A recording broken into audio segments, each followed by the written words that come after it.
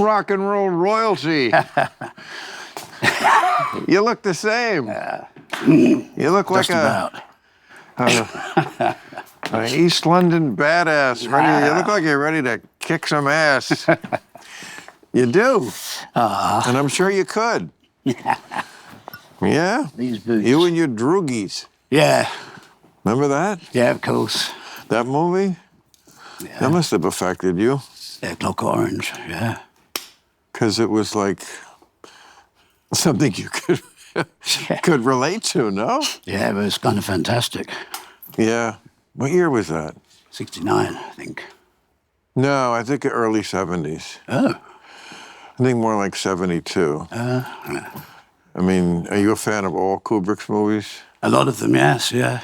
You know. I wish he'd done that Napoleon movie. I've got the script. He was supposed to? Yeah. He was going to do that, I think after 2001, and then they did this film Waterloo, and it did terrible business. It was great, though. Rod Steiger as Napoleon and I saw it. Christopher. Yeah, it's a great movie, but it did terrible business. That was a TV movie. It was, well, it was a Russian... what they used to call a mini-series. Oh, was it? Yeah, and I forget who the... Sergei Bondarchuk was the director. Oh, I don't know that, but the other star was not Maximilian Schell, I forget, he was kind of a big actor at the time, I think British, and he had it went over time, you know, like the movie went over, and they didn't have him, and they had to shoot like parts of it. You could see it if you watch it, like long shots. It's just his voice. He's not on camera. Just, you know, you shoot a long shot, him in the shadows, you know, but it's amazing. They can actually, not the whole movie, but enough of it where the guy isn't even in the scene. Wow. Actors have done it when they, like, hate the other actor they're working with. You know, like, I can't stand to be in the same room with this guy. So I'll just act without anybody. Be like Brando and Rod Steiger in the back of the cab, where Brando left before Rod Steiger did his... Is that right? Yeah, he went to a psychiatrist or something, so Rod Steiger had to act his bits without Brando being there. On the waterfront? Yeah, the Charlie was you, Charlie, you know. But you see them together in a two-shot, don't you? Yeah, but, you know, when he did his lines, Rod Steiger did his lines, Brando wasn't there. So I see. Who's close-up is just... Yeah, it's his close-up, talking to a piece of cardboard. Well, Brando famously used to, you know, write the lines, his lines, on the other actor's head. Yeah. I mean, can you imagine? I should do that with Steve Stevens if I don't know the lyrics. Steve, can I just put them on your forehead? I never understand I've got a teleprompter. Yo, you have to, but like you didn't always. No, only recently, you know. But, I mean, I never understand how you musicians could remember so many. I mean, if you're doing a show that has 25 songs in it, how do you remember all those lyrics? Yeah, it's just from doing them a lot, really. And then, but it's really handy having the teleprompter if we want to do a song we haven't done for ages. It means I can read the lyrics if I don't know it so well anymore, you know. But in the majority of things, I can remember them, you know. I remember seeing Sinatra at the end. And yeah, I was lucky. I saw him in the 80s, yeah. Actually, we went to... that was near the end. Yeah, we went to... I was friends with Sam Kinison. Whoa. And we went to do a show with him where, you know, because he always did Wild Thing. He had his rock band. So...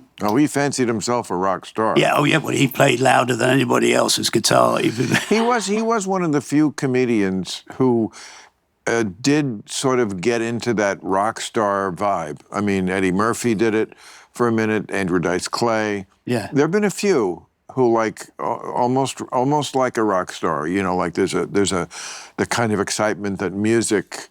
Yeah, we kind of came to do this show with him, and then... He had these two twins. He ended up marrying one of them. So, and he was doing Wild Thing, and I got in between these two girls that he always had dressed up as Las Vegas showgirls, and I was just kind of playing around because it's not my song, you know. But he got upset and he punched my guitarist. My guitarist was on the stage, and he punched. So we said, "That's it. Fuck, we're not going for the second." This was the early show. We're going to do the second one. So we said, "We're not.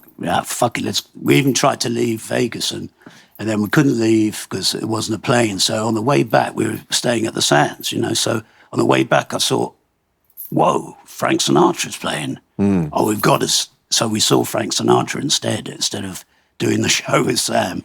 But it was fantastic because I wouldn't have seen Frank Sinatra otherwise. He was fantastic. I mean, you didn't notice his voice was a bit ragged or anything when he was, you know.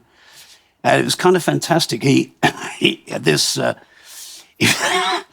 His son was, you know, directing the. That's what I saw. The son was the director of the orchestra, and Frank would humiliate him. He did. Like at one point, he was getting sweaty, and he went to take his own handkerchief out of his pocket, and then thought better of it. Took his son's and mopped his brow and put it back. He was always doing. It was like stuff like that all the way through. It was fantastic. It was really funny. It was great. Okay, I saw him in 1995 at Radio City Music Hall. I took my mother. My parents were from New Jersey and saw Frank Sinatra perform when he was starting out. Wow. Yeah, like in a little late 30s, even, Wow. like 1939, in a place called the Rustic Cabin is the first place he sang at. So it's very sentimental for my mother, and my father had just died. So it was just like, you know, there was a lot of emotion in that room. And Frank took it all away. No, I'm kidding. Yeah, I mean, he just was such a dick. He was a dick to his son. He was drunk. He had 7 large print teleprompters all around him. I mean, you couldn't miss it. I could have sang those songs. And yet, when he was singing a song that he hadn't sung for 50 fucking years, he still couldn't get through it. He tried to do Mac the Knife. You know Mac the Knife? Okay, which is Bobby Darin's song. Yeah, a ton of lyrics. And he had done it on one of his later albums. I have it. I liked it. I'm a huge Frank Sinatra fan, you know, for the music. Not the early music, but not the early crooner shit, but like when he get 50s, it's got to be swing, that whole, you know, fly me to the moon. That record is great. Because Frank was either like super depressed, he was polar, right? Maybe not officially, but like he was either super depressed, quarter to 3. Yeah, true. Yeah. No one in the place. That's my favorite Save song. a gardener left me. I'm going to kill myself right now because without love, who gives a shit? And what are you looking at, you fucking punk? Or fly me to the moon. Everything's groovy up here in space. You know? Everything's cool in 1958 if you're white. You know, that was there was no middle ground, but it's all great. But he did. I mean, I just could not forget how he was mean to his kid. So all the artistry, you know, and like I forgive him for he couldn't get through Mac the Knife. It wasn't his song. He had like started it 3 times, you know. Oh, the shark bites. And then he would blame the kid for this fucking kid. He must, you know, it's not the kid, Frank. You know, you're drunk and 80.